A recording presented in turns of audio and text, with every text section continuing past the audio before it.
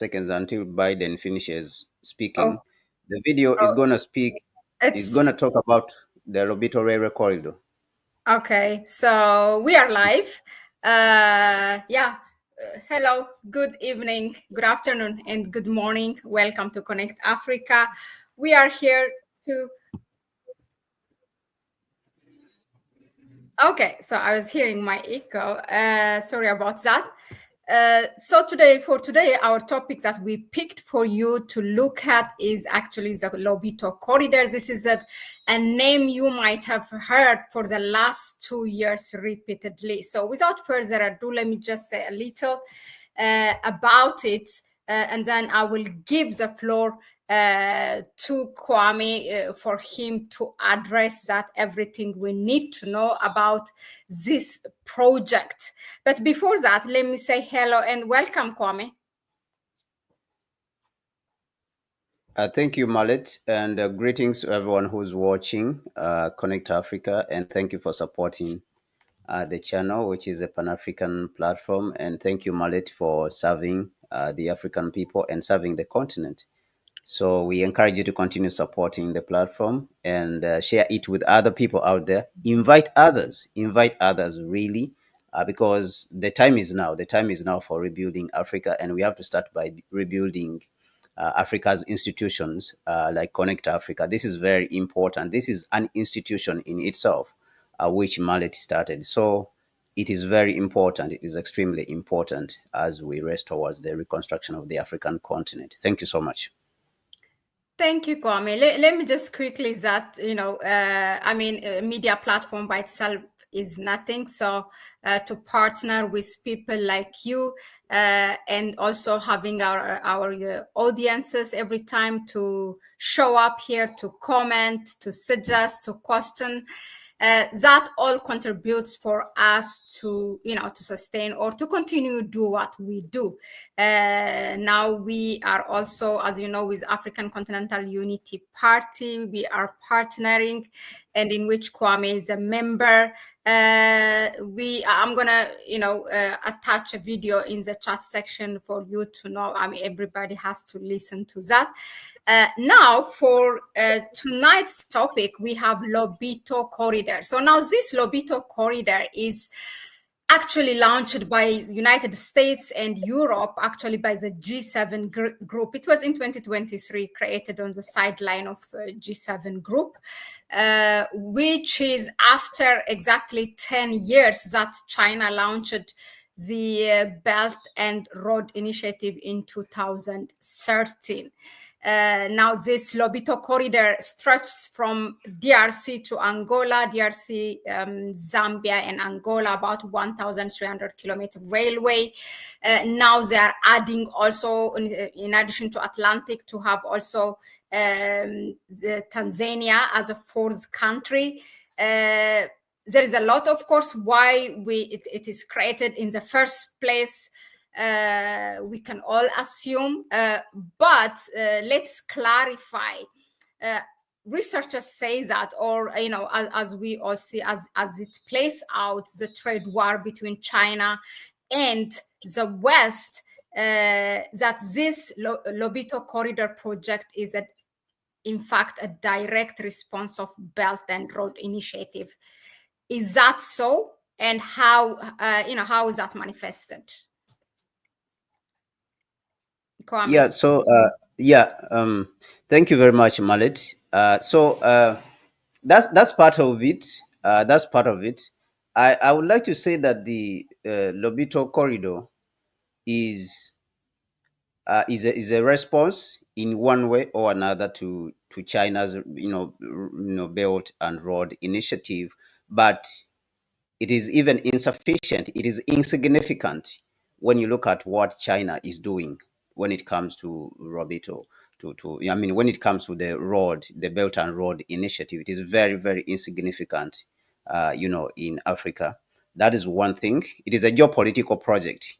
Okay, so in this sense, you can also say that it is a reactionary project because it is under these a project or initiative which Biden launched, which is called the PGII, Partnership for Global Infrastructure I think for Partnership for Global Infrastructure, Initiative, PGII. That is what it is called. Biden launched this as a response to President Xi Jinping's 10-year-old Belt and Road Initiative, because the Belt and Road Initiative includes ports, railway platforms. For example, the Kenya Railway Express, which is called the Madaraka Express, that was built from Mombasa to Nairobi, is about 4.5. They built it. China invested about $4.5 billion. Now, in comparison, the Lobito Railway Corridor, it is a railway platform in itself which was there for a very long time. Actually, they're not going to do anything very special to it. They are investing about $550 million. So if you compare that to $4.5 billion, which was just invested in the Kenyan railway platform, which is even a standard gauge. The Kenyan railway platform is a standard gauge and is going to be used by a lot of countries. Like Kenya is going to be extended all the way to Uganda. Uganda is building a section of its own, which is going to come from. Who financed that SGR of? Yeah, is China. Is China. China is the one who financed it. Okay. Mm. Yes, China financed the project with a loan of $4.5 billion. So, in contrast, China's project is going to be a little bit more beneficial because it's being extended to to Uganda, and is constantly they are looking at extending it to Rwanda and even to South Sudan. And the East African Railway itself, which is in itself a standard gauge railway, is going to be faster and it's going to actually move goods, because countries like Uganda and Rwanda, they are landlocked. And then you have the eastern part of the Democratic Republic of Congo, which receives most of its goods from the port. So Uganda, Rwanda, Eastern DRC, Southern Sudan, all these, they receive most of their goods via the port of Mombasa. So you can see how important this railway is. Now, when you compare with the Lobito Railway Corridor, this railway platform was built in 1902, which is the 1900, when Angola, because the biggest part of it is in Angola, and it connects from the Atlantic Ocean, or in one way or the other, you can call it the Gulf of Guinea. From the Atlantic Ocean, goes all the way through Angola. The biggest section is about 1,300 kilometers, is located in Angola. And then you have another section which is located in the DRC Congo. It continues to that area, which is about 400 kilometers. And then they want to extend that to Zambia, with around 550 kilometers. Now, originally, when the railway was built, it was called the Benguela Railway in 1902. Angola, like I said, was under colonial rule during that period, and it was Portugal which is colonizing Angola that period. Now, these railways were built specifically for the transportation of minerals from this region. This region, for a very long time, since almost since the 16th century, when the Europeans arrived here, this region has been looked at as very rich in minerals. So the colonial countries, these colonizers, were instrumental in extracting value from this region. So they built these kind of railways. That's why you see, when you look at the southern part, even when you look at a map of the railway platforms on the African continent, there's a map on the internet. You can go and look at it for the map of the Railway Union of Africa. You see that there's a lot of railway lines in the southern part. From South Africa, you can go to Zimbabwe, Zambia, and all these part, all the way connecting to the Democratic Republic of Congo and Angola. This region has a lot of minerals. So it was these minerals which enriched actually Europe very much, because they used to suck these minerals all the way from the north and send those minerals all the way to the southern part of South Africa. So that is why they were very, keen on building these railway platforms. So it is within this context that the Lobito Railway Corridor, or the Benguela Railway, was built in 1902, during that period, about more than 100 years ago, about 120 years ago. And it is a narrow gauge railway. It is not a standard gauge railway, so you cannot be using it even for like serious passenger, passenger, trains. So that's what it is. Now, in this, the United States and Europeans, because they are way behind China when it comes to the electric vehicle industry, and they have been controlling the industry for a very long time. But now China has come up. There's a lot of these minerals in this region. They want to access these minerals, but in their dishonesty, in their dishonesty, they also claim that this railway is going to be beneficial to Africa, and therefore they are trumpeting it up on rooftops that it is a comeback. Even, of course, what there's something which is even sinister and very unfortunate at the same time, that some of the African intellectuals have been seeing. They have also been trumpeting this up as as a comeback, a great comeback. Therefore, the United States is very much welcome in Africa because now it is coming back. It is showing initiative that therefore it is coming back. But they are not going deep to analyze what is really in this railway platform. Okay, what is the United States doing in this railway? They are trumpeting it as if the United States is building a new railway. All right, as if it's building a new railway platform. This is an existing railway which was there for a very long time, and they are just rehabilitating just a few sections. And then all this money which you are seeing, the $550 million, they are going to use it to buy wagons. Okay, I've written about this. Actually, I think I'm the only person who has written about it in the whole world, and my article has about 9,000 views on our African Continental Unity Party platform, which is called the Kemet Media Network.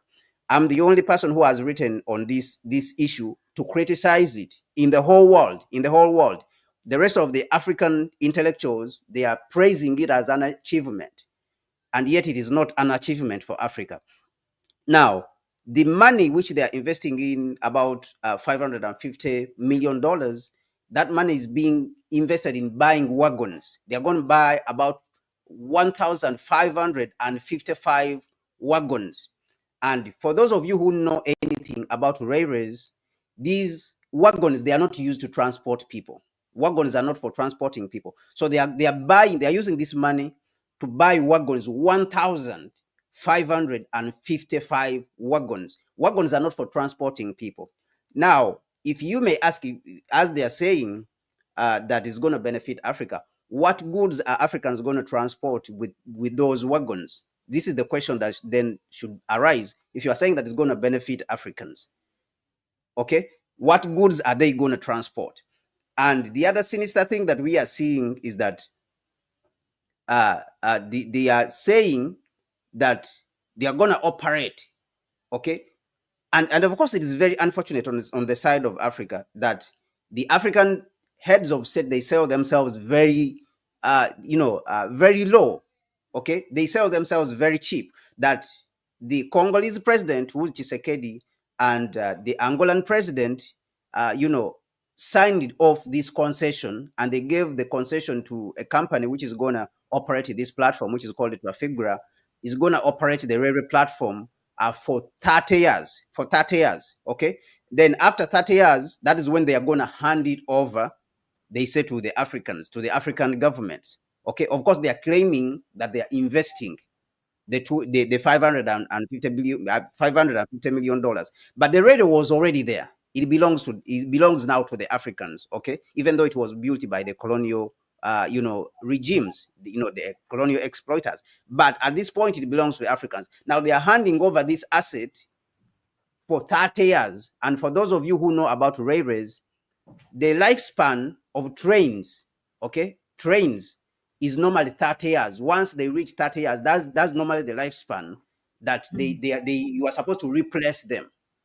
Okay, they are bringing wagons and they're going to use them for 30 years, and they're going to exploit this region, the resources. And actually, the first batch of copper has already left. It left this region and it went to, I think, Baltimore. It went to Baltimore. For those of you who want to find out, they can go to the internet and check out that the first batch using this railway platform has already left, because the first trains have the first wagons have been supplied.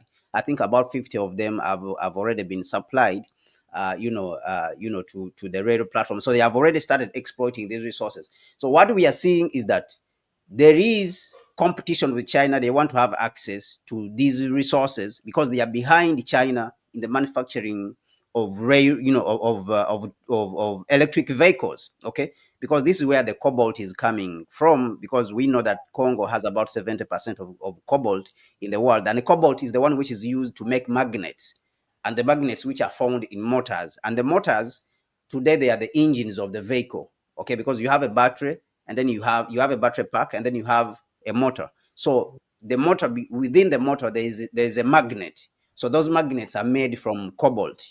Okay, so these are the resources which are 70% available in the Democratic Republic of Congo. In the whole world, 70% are found in the Democratic Republic of Congo. Now, the reason they want to connect that to Zambia, because they want to pick copper, also another copper from Zambia, but also they have wanted in one way or another to overthrow the government in Zimbabwe, because the government in Zimbabwe there's a lot of lithium also. That's another thing. And in the Congo, of course, we know that numerous resources, including copper, is already existent there. So these are the resources which they are trying to extract out of the continent. And of course, it is unfortunate that the African heads of state, they just sell things like that. They sell themselves so cheap that they don't do analysis of the whole situation. And I mean, they give up. They give up easily without fighting, even though they know what is at stake in this particular situation. So you can look at it uh, from a geopolitical standpoint, that is being used as a propaganda tool. Okay, is being used as a propaganda tool to show that the United States is back as you heard Biden was saying, the United States is back. United States is back, and all that. And then on the other side is being used deceptively to lie to Africans that the United States is doing something in the African continent. Yet it is not doing anything. It is just continuing the exploitation of Africa's resources, as was of the old of slavery and colonialism, whereby they came and took Africa's resources. The same thing that is happening because during the summit, the US Africa summit in 2002 in December, you remember that there was a contract which was signed between Zambia, Democratic Republic of Congo, and the United Yes. States. Yes. So they said that they wanted to refine resources, within the region, to make lithium batteries and make motors, for example, for electric vehicles. And the United States signed on this contract. But unfortunately, the United States in this particular contract, it was a memorandum of understanding. I will not say it is a contract. It's a memorandum of understanding. The United States put a clause within this memorandum of understanding, which was, trumpeted very much at the US Africa Summit in 2022, that the United States is making huge investment in the African continent. They made a lot of noise about it as if it's a big issue. But when you read the memorandum of understanding, within it, I read it, the whole of it. Within it, the United States puts a clause and says that this is not a guarantee. We are not making a commitment. So that is what they said in a memorandum of understanding, that even though they have said that they want to support African countries in building up a refining capacity of their resources like lithium and cobalt and all these, to refine them within the African continent, they put a clause where they say that it is not a commitment, it is not binding. This memorandum of understanding is not binding. So that clause was put in there, in the MOU, which was signed at US Africa Summit in 2022. So in all, the deception of the West continues and is unchecked. It's unfortunate that it's not being checked at all. So the deception, the arrogancy, and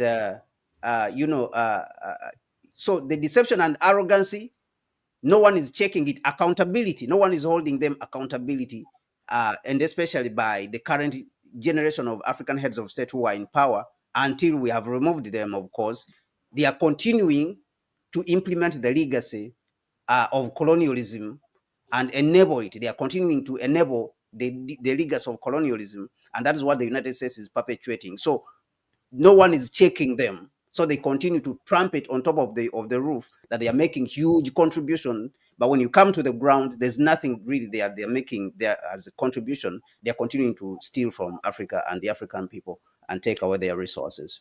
Still on that part, what I can add is, and probably come back to you, is that when you compare the Belt and Road Initiative, what China started 10 years ago, and this Lobito corridor project, it's nothing actually. I fully agree where you say it's very insignificant. But the major difference for me was that, this railway, the 1,300 kilometer, it just passes through the jungle. It doesn't even connect. It was purposely made like that at that time, probably also. It's not to it has no intention of connecting people. It's three countries, for God's sake. You could have utilized, through connection of people by working on the social aspect, a lot of things, and you could have brought also benefit by connecting people from city to city, while while you are also transporting the looted resources. But they didn't even want to do that. Whereas when you see the China, if you take just only East Africa, there is a lot of standard gauge railway, SGR we call it, right? Yes, yes. That one, a lot of countries are building it. But when you connect that from cities to cities, it has it's also for passengers, it is also for things to transport. They could have built on what is available already, but of course they don't want. And what do you say on that one? I mean, don't these governments see, I mean, at least this kind of difference, that it's not connecting the cities? Why not asking that, and why not trying to leverage from that? And then, is there any opportunity that our governments can use out of this? I mean, I see it as a challenge, since it is just exporting the raw material or the minerals from Africa. It's all scrambled for Africa's minerals. But is there any opportunity that we can use from this now, since the railway is there? Yeah, so thank you, Mahlet. So it is not even comparable. If you look at the benefits, for example, the Djibouti Ethiopia Railway is giving to Ethiopia. This is the lifeline. The Djibouti, Ethiopia Railway is almost like the lifeline for Ethiopia. Is bringing in all the goods. This project is not just for extracting. It's not for extracting Ethiopia's minerals or extracting Djibouti's minerals and sending them to China. So you can see that this is a huge benefit. China contributed to helping Ethiopia to cut down the cost of importation, to the cost of trade, for itself. And it's the same thing with the Madaraka Express, with the standard gauge railway from Mombasa to Nairobi, which we said is going to be extended to Uganda. Started is trying to extend it all the way to Kampala, so that the goods can be able to flow cheaply. For Kenya's case, we have seen even that they even have first class tickets. People are already using it. Is busy, and is even right now profitable. It is benefiting the country. So it does not even come close. It does not come close in the cost of investment. The fact that the Madaraka Express alone, we just pick out one project. We are not going to even talk about the Ethiopia Djibouti Railway. Okay, we are just going to concentrate on the Kenya own. We just pick out the Kenya project only is $4.5 billion. But you never had the Chinese coming up and making a lot of noise on top of the world, how they are investing, and and top of the world, like everywhere. This project, Biden came up at the G20 summit, announced it at the G20 summit. That is a huge project. Europe working with the United States. They are investing huge amounts of money. The United States is a $25 trillion economy, and they are making a fuss about a project which is not even up to $1 billion, is not up to $1 billion. They are making a lot of noise about this issue. You see the problem, and combined with Europe, which they are saying that they are working with Europe, with their partners, the Europeans. Europe is around their economy, I think, is around somewhere around 18 trillion or 15 or 18 trillion. So combined together, their economies are more than 40 trillion going upwards. How can you make a fuss about investing $500 million and you are not even building a new railway? You are not building a new railway. That you are not building a standard gauge railway. All right, you are not building a modern railway. You are rehabilitating an outdated railway platform, and you are making a lot of noise about it across the globe. I mean, this is the dishonesty of the Western world. This is the dishonesty of the United States and its deep, politicians. They are completely dishonest, untruthful, okay, and inconsiderate, condescending, and ignorant and arrogant, because they think that we don't know what is going on. Okay, that they will come and throw around the terms, big terms like sustainability. People are going to benefit, and this and this. We are going to build the solar farms. How much is a solar farm that you're going to build? Is it a manufacturing facility? So this is another question that we should be asking.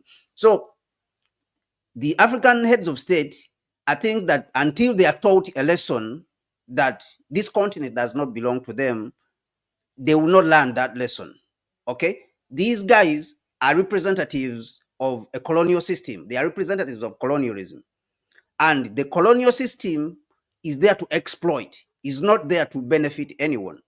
So the crime the African heads of state have committed against the African people is to continue to enable this system that is continuing to exploit the African people, that is not stopping, that is perpetually designed to exploit, okay, and contribute completely nothing, because the United States and Europe, they are contributing completely nothing to Africa, apart from the exploitation. And the figures by the African Development Bank themselves have shown this, that they are extracting almost 17% of Africa's GDP every single year. These countries are extracting. We have seen the cases of where Mali is contesting, is squaring it out with an Australian company, which is called the Resolute, I think something, Resolute Mining, that has been, denying the country its resources. This is the robbery that is going on. So the Western diplomats, the Western politicians, and intellectuals, they are completely dishonest, and they do not do self-reflection. This period should have been a period of self-reflection, that they step back and say, no, we have done so much harm to these people.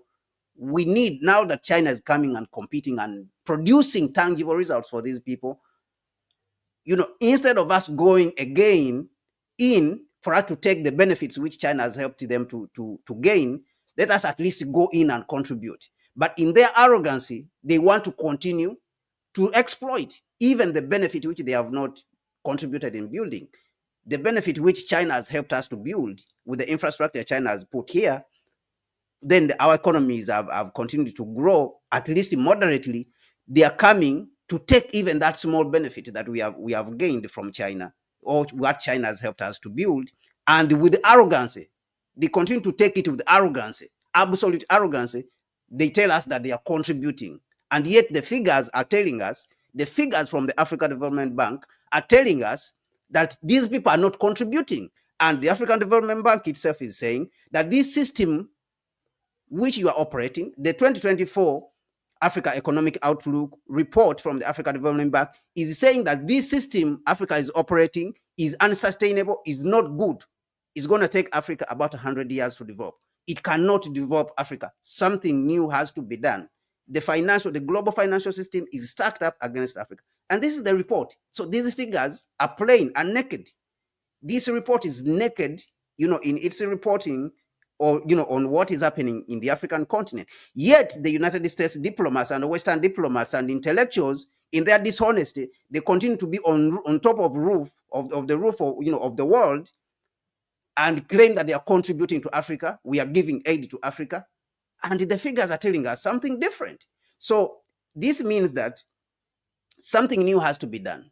The African heads of state, they are not going to learn. They're not going to learn out of nowhere. You can see people like Akufado, in Ghana, when accountability is demanded for his, mismanagement of the economy, he points to to democracy. That democracy, and this and this and this, as if people eat democracy, as if democracy is a piece of food that people are going to put on the table and feed themselves, as if democracy is a piece of money that they are going to take to the shop and buy sugar, to feed their children, and buy food to feed their children, or even buy clothes. So this is the arrogancy of the Western system, that these elements like Akufado also have copied this arrogancy. And whenever you ask him, what have you contributed, this is how he answers. This is how he responds.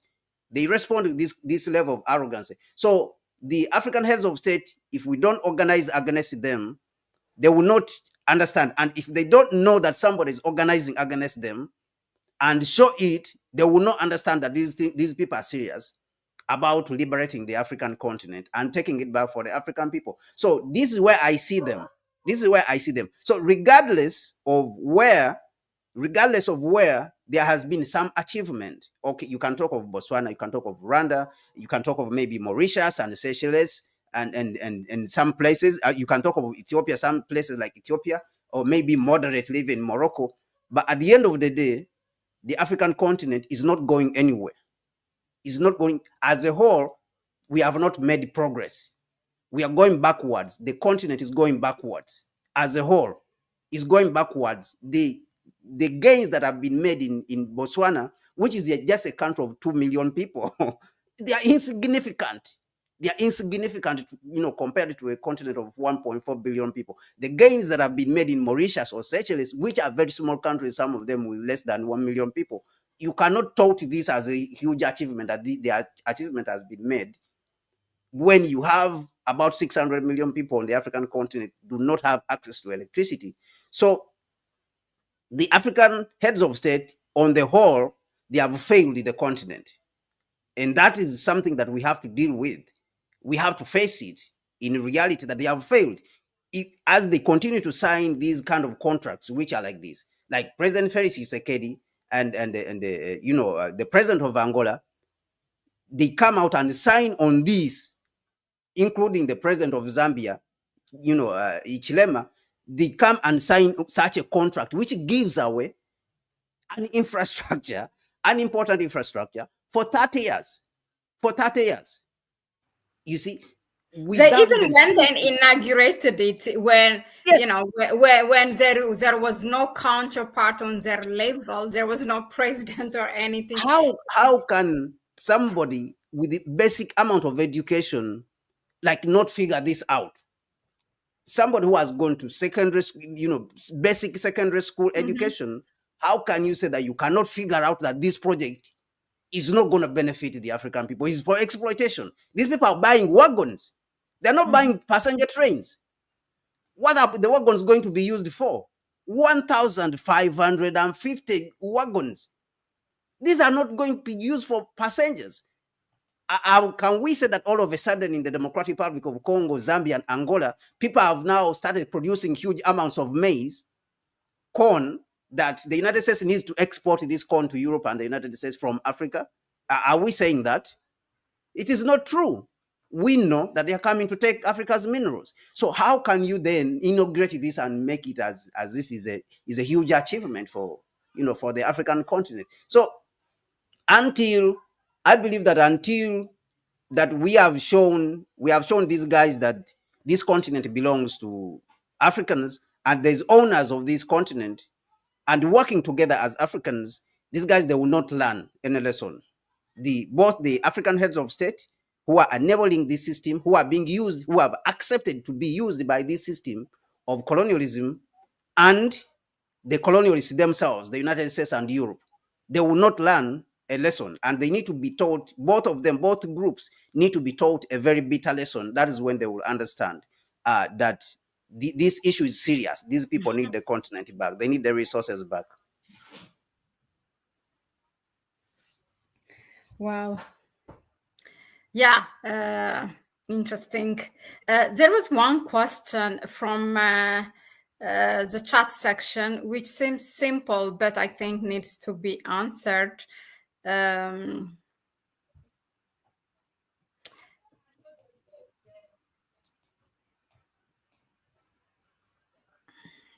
Yeah, so Zanpal asked, what makes it difficult for Africans to protect the minerals or resources of this amazing continent? It says, as a uh, person wrote it. But yeah, it's as cliche as it sounds, but it's something that needs to be addressed. You can look at it when when you share your view, both from the government side and also from the ordinary citizen side. What does it take really to stand up? And many people are aware, okay, even the government is aware, but what does it take to say no? So you can't say no if you're a weak country. So when we were getting independence, Nkrumah made a statement that the newly independent African states are too weak. You see, he used the word economically unviable states. Okay, they are unviable. They are not viable economically. They are not viable as countries, and he made a statement that they are too weak to deal with the capitalist system and how Mhm. complex it is. So he said that capitalism is too complex a system for newly independent African states to deal with it. They are too small. They are unviable. Capitalist system is is the economics in itself, but of course at the same time it has military backing. But at the forefront, they are driven. They have finance, which is driving economic interest is Mhm. what is driving them. All right. Now, these people who have built up this system for over a period of years, it's very difficult for you to confront them if you are a very small country. Okay, that is why Nkrumah was arguing for a unified African state so that we can get enough muscle to be able to deal with this kind of system. Because the system itself had interest in the resources.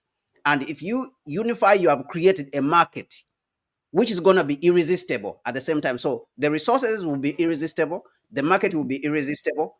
It means that because they want to make profit, they will come to you by all means and they will be able to put up with your terms. It's the same situation that happened with China. That China, when China unified, it consolidated, it built up capacity internally, built up its best industry, it educated its people. By the 1980s, the capitalist system saw that this market is so huge to ignore. Okay, because remember, when you go and read Nkrumah's work, Africa Must Unite, he tells you what brought these people here.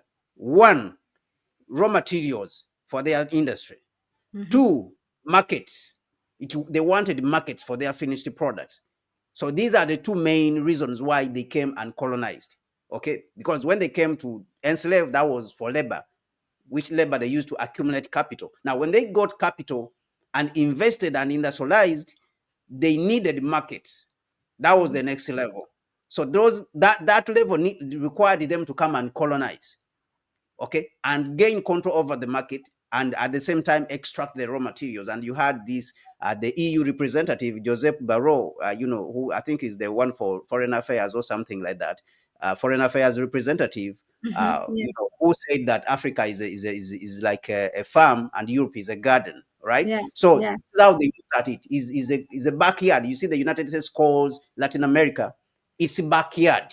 Mhm. Okay, the backyard is where you go and uproot maybe maize, you up to some greens. If you have some greens, if you have a house, you go in the backyard and then you have planted some greens or cabbages within your backyard. You can plant that. So America calls this its backyard. Now Europe calls Africa its farm because it comes there and then takes what it wants, takes the material resources and takes it to Europe and builds its industry. You look at a country like Germany, a very small country, but is able to be for a long time the biggest manufacturer of automobiles, vehicles. A very small country. You look at a country like Japan, for example, a very small country, being the biggest manufacturer of automobiles. How are they able to achieve this? Is it possible that we cannot, is it because we cannot achieve it as Africans? Of course we can. But they came to look for those markets and then take the raw materials, okay, at the same time. Now, to come back to your question, why are African countries not able to protect their resources? It is because we are weak to play in this arena. We are too weak to play in this arena. China, when it organized itself and was strong enough, it was able even to attract them because it was irresistible. So this is the argument. This is the argument which Nkrumah was making, that we need to strengthen ourselves and create a big market. We have the raw materials. These people, they will not have any option because they don't have anywhere else to go, because they need to make some level of profit. That is the same profit which took the United States and European countries to invest in China, Ford, General Motors, Volkswagen, and all these. And now that China has mastered the technologies, China has been able to beat them within its market, because the market is so huge.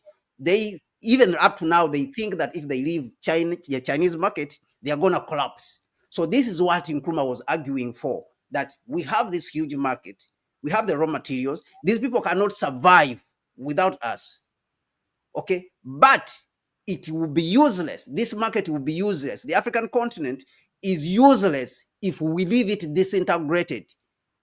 If we leave it disintegrated, we are leaving the doors for exploitation and manipulation. And that is what is happening. So the heads of state in these countries which you see, where the resources cannot be protected, they have in themselves been planted there by the United States. You have seen Nigeria, that last week news came out that Tinubu is a plant of the CIA. He works for the CIA.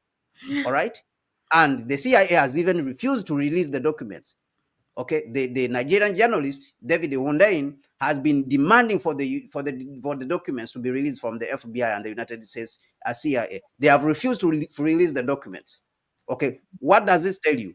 It tells you that this man is working for foreign governments. He's not working for Africans, and it's not only him, but of course it is unfortunate for the biggest economy on the African continent, the most populous country on the African continent, to be led by somebody who's representing foreign governments. So this goes on for all the other African countries. Now, these people then, they don't care about their people because they have been put there by foreign governments. They're working for the United States. They are working for European countries. Look at Ruto. They are working for foreign governments. Look at Nana Akufo-Addo. These guys are working for foreign governments. They are not working for the African people. So that it is as simple as that. So until somebody has shown them that this continent belongs to us, if you want to work for the foreign people, if you want to work for the white people, go and live in Europe and work for them from there. Leave the African continent alone. If you root or feel that you want to work for the white people, go to Europe and work from there. Go and get a job and work from there. If you, Nanado or Tinubu, you want to work for the white people, go to Europe. Leave the African continent alone. Leave it for the Africans. Go to Europe and work for the white people. Get a job and work for them. So until somebody comes out and speaks this kind of language, these guys, they will not understand. They will not understand what is at stake, that it is the future of the African unborn children that is at stake. So they do not understand this. So this is just to answer the question of why is it difficult for African countries to protect their own resources. This is a very complex question, and I've tried as best as I can to answer it to you, but is because I've taken long to answer it, because it is a complex one, it is a long one, and I just want to what about us ordinary citizens, like CSOs, like civil society organizations, or just media platforms? What can we do to prevent this? So the ordinary citizens, we have to organize. We have to organize. Okay, that is as simple as that. And when we talk about organizing doesn't mean that you're going to do complex things. Okay, come and support Connect Africa. Donate $1. That is part of organizing. Connect Africa is organizing. All right. This is the work which we are doing. Reach out to the African Continental Unity Party. When people are talking about Africa and the African continent, go in there. Don't just sit down and be watching and be crying and complaining and saying, "Oh, what the African heads of state." These guys are representatives of colonialism. Okay, they are not going to do anything until they have been removed, just like how colonialism was removed. Yeah. Okay, colonialism was removed because it was not benefiting the African people, and the colonialism metamorphosed, it changed into something else to preserve itself.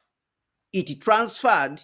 Malcolm X said that colonialism, when the Europeans saw that they had been caught pants down with their pants down, they decided to transfer the power of their colonies to the United States, which had come presenting itself as a leader of the free world.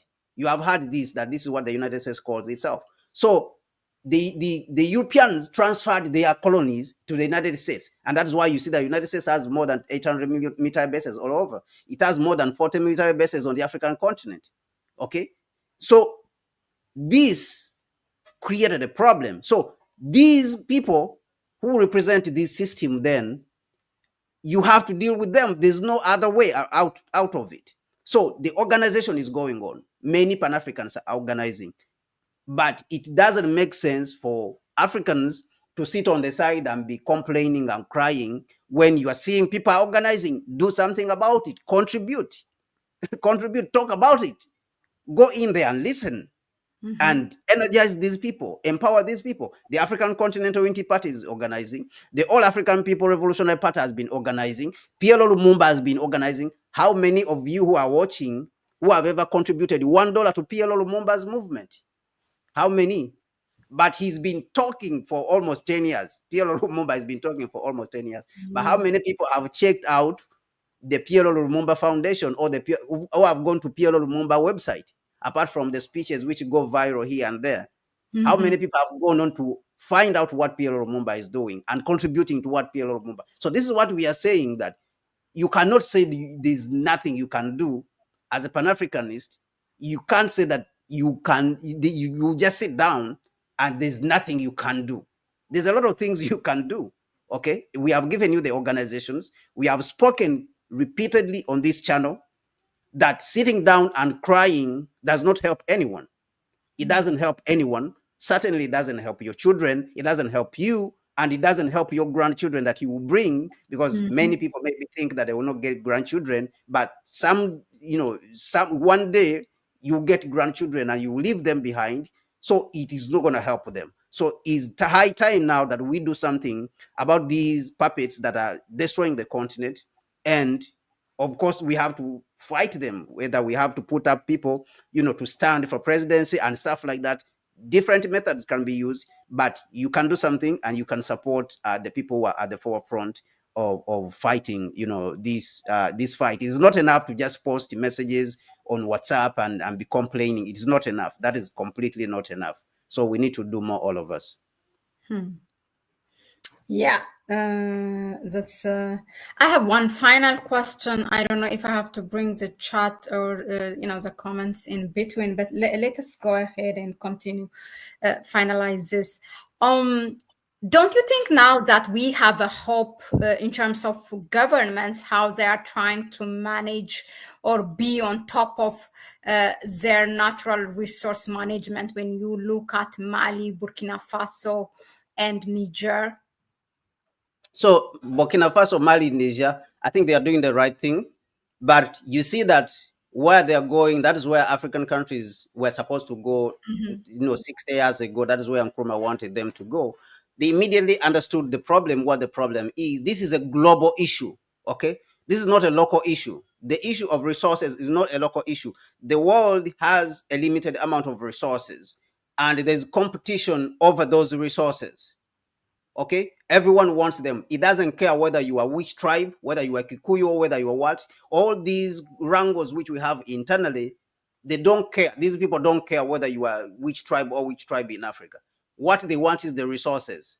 And this is the mindset that we are supposed to adopt. Now, this is something that the AES understands very well. Burkina Faso, Mali, and Niger. Why did they come together to put up, to consolidate and form a military which will protect themselves? Do you think they don't have tribes?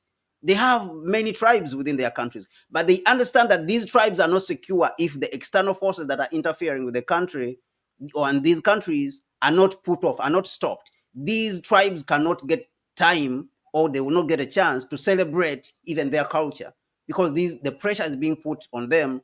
They are being denied the basic rights like electricity, basic rights like education, basic rights like access to health services. Okay, basic rights like access to medicine and food and water, because the French and the Europeans and the Americans and the Europeans, they think that they have a right to our resources. And when they come here, they say it's their concession. We have a concession. So did they come from Europe and come and with that concession and put it in Africa, where they are saying that they have their concession and therefore they own 80% of the mines, for example, the gold mines? Like who really say that these guys, I mean, who planted it in the minds of the Africans that these foreigners are supposed to come here and own 80% of our mines? I mean, this is ridiculous. They cannot go to China and do that thing and own 80% of China's gold mines. Why do they come to Africa and own Africa's mines, gold mines 80%? That Africa owns, say Uganda or Zambia owns only 5%. The 80% is for Glencore. I mean, who really told us that this thing is right? This thing is not right. So until somebody gets mad about this, this is going to continue. Somebody has to get mad and stop it, and stop this madness. It's complete madness, but it has been allowed to go on. It has been normalized. I mean, I remember Sister Choice here saying that the Nigerians have normalized the suffering, that they don't want to fight back. Like, to a certain extent, the African people, in the same way, they have normalized the suffering. They have endured the suffering to the point that they have now normalized it. And it is not normal. You cannot normalize an abnormal situation like this. So this is what Mali, Niger, and Burkina Faso are seeing, and hence they have started to fight back. They started to fight back. Okay, and they understood that you have to unify. You have to unify your military. You have to unify it, and you have to come closer as a confederation and coordinate even your politics. And that is what they are doing. That's the only way you can be able to fight off these global, conglomerates, these global monopolies, monopolies like Barrick Gold.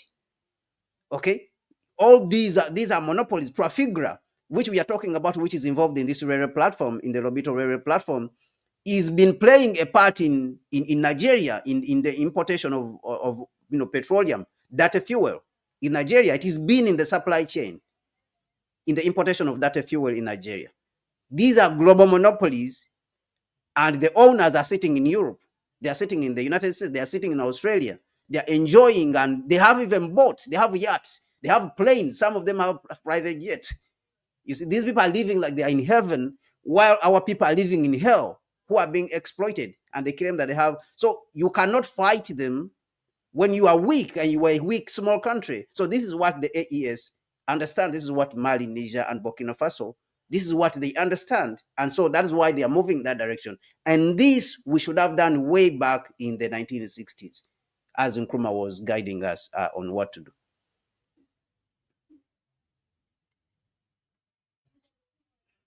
Mali, you have muted yourself. Thank you very much for that submission, really. I think what everybody needs to hear. So I'll just go to the comment section and let me just go a bit up. Make sure everybody's included in my reading. Greetings to all, like Imhotep, Heru, CNS, Zanpal, Sepia, Raw Reality. Who else is here? Ranking T, all of you. Thank you for being here. Now, coming to your comments, perhaps maybe Kwame can give his part. Okay, heads of, yeah, like saying this is agreeing with you. Heads of states are acting more or less like regional managers for multinational corporations. They prioritize these organizations over the people. Okay. Uh, yeah, okay. Raw reality is saying it's not only Bola Tinubu who is a set of CIA. Asaf Ben Judah says African leaders feel that being recognized by Europe and Prince Hall Freemasonry is better than supporting their own people. You know, sometimes, let me just say this, sometimes I feel like, do I do if I am in their shoes? Like, is there something that forces them, that, you know, that they have something on them? Like, how come in a normal, in a healthy mind, that you cannot stand up and say, okay, let's have a refinery for our natural resources, or a processing company, or I just don't know, you know, it's Yeah, hard for me even to so accept. it's yeah, so these people is very difficult even to some of them to understand their minds. So there's three classes of people here that we are Okay. dealing with in these people. One, you have a class which is completely ignorant, that they don't know what to do, that they are brought to power by accident, like Mhm. accidentally. All right. And this group in many cases has studied in Western institutions, people like Akufado. Like they did not come with any plan.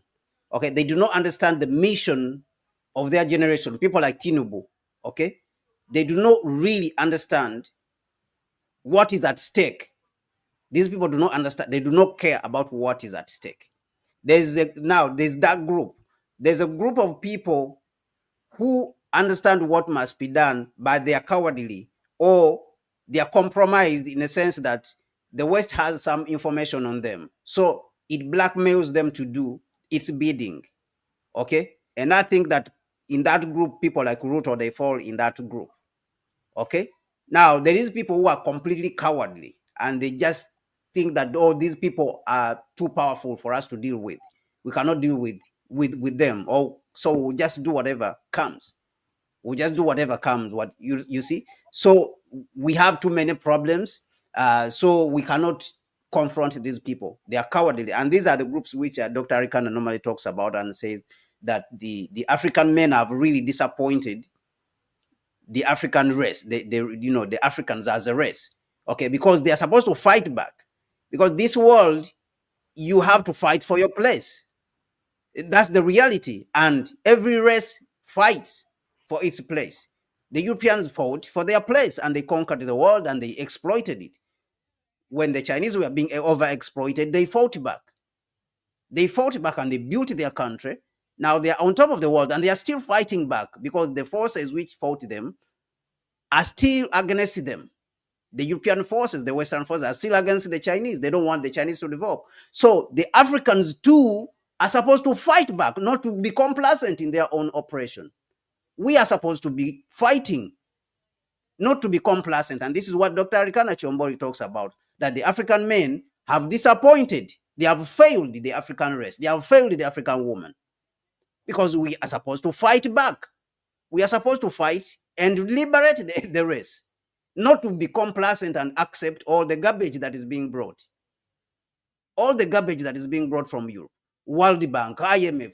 These people are not smart people. These are not some of the smartest people you can think of in the world. They are not. So why do we accept all the garbage that they are telling us, here? So these are the classes that we have. So that question in itself is not singular, is not is a complex one. And so this is how I can answer it. But it has a solution, and the solution is to fight back. So these people who are complacent with an exploitative system, then they have to be fought together with the system which they represent, because this system is not beneficial to anyone, and certainly not to the African people. So they have to be fought, and their fate has to be the same as that one of the system which they represent and which they are so dearly protecting. So that's how I can answer to that Yeah. question. Okay, got it. Raw reality says they do not want to see, meaning the West, to see Africa prosper under righteous rulers who care about the people. That's why they took Magufuli out. The Yeah, same thing so for them they don't. Goodluck So that's Jonathan. their right. So the West, it is their right to want to exploit, but for the Africans, it is not our right to accept exploitation. It is not. We have no right to accept exploitation, and that is the problem right there. That anyone who is leading you into accepting exploitation and justifying it as democracy, that person, his fate should be the same as the system which is exploiting you. He should be dealt with harshly because he's justifying oppression and saying that it is democracy. And that's the class of people like Akufado. The exploitation, he justifies it and calls it democracy. You see, this, which is ridiculous. The same with Ruto, you see, and the others, majority of them on the African continent, majority of them. So the exploitation, they have normalized it, and they want to call it democracy. The exploitation of our resources and our people. So we have no right. The Africans have no right to accept exploitation. The Europeans have a right to exploit because they want to survive. But the Africans have no right to accept exploitation.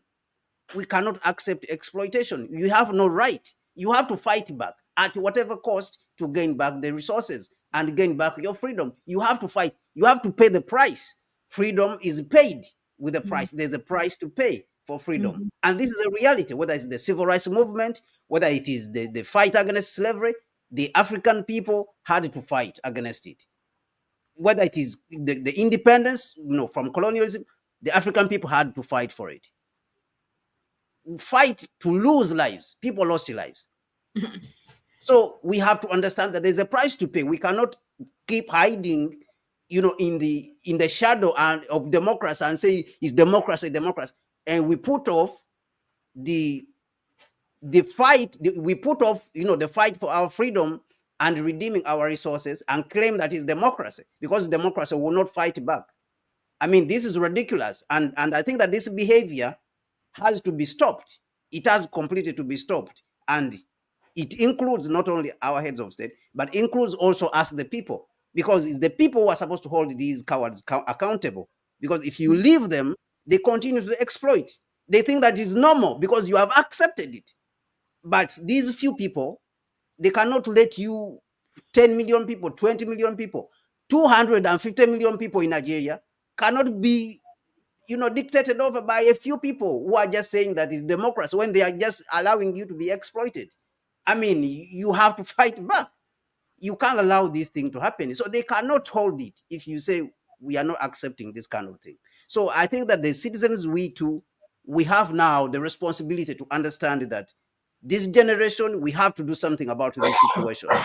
We cannot accept people to use the excuse of democracy and continue to exploit the continent's resources and continue to impoverish our people. And when our people say, when we say, where's our resources? Why are you behaving in this way? Why is the economy not growing? Why are our resources going outside? And you want to say that it's democracy. So I think that this false narrative about democracy has to be completely challenged. And these cowards like Akufo-Addo and the other groups, all of them, Ouattara and all these puppets, Tinubu, they have to be challenged in broad daylight.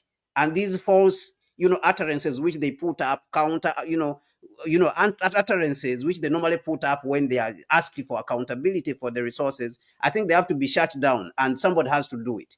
Somebody has to do it, and it is the African people who have to do it in all these sense. So thank you very much. Sorry that I've gone too far. No, thank you. It was important to hear it. So yeah, I think with that, this session has come to an end. Thank you all for your comments. I tried to have a look. I don't think there is anything that we have not covered. Yeah, that's it for today. Please do not forget to subscribe, to give it a like, and of course to share the video with others. You help us like that because it will help the YouTube algorithm. And you may also support us through our PayPal account. In the description section, you can find that. About ACUP, I promised, meaning the African Continental Unity Party, to put a link, which I didn't. Let me just, actually, I will just put the website. That's also possible, right? African SUP, right? African SUP. AfricanSUP.org. Yes, so people please contribute to Yeah. AfricanSUP.org. Yes, AfricanSUP. Yeah. Okay. Today, for example, I have set up a goal for you guys to donate through super chats. During this session, starting from €2, and the goal was at least to have 10 donation, but we haven't seen anyone. But thank you. Your presence also has a value.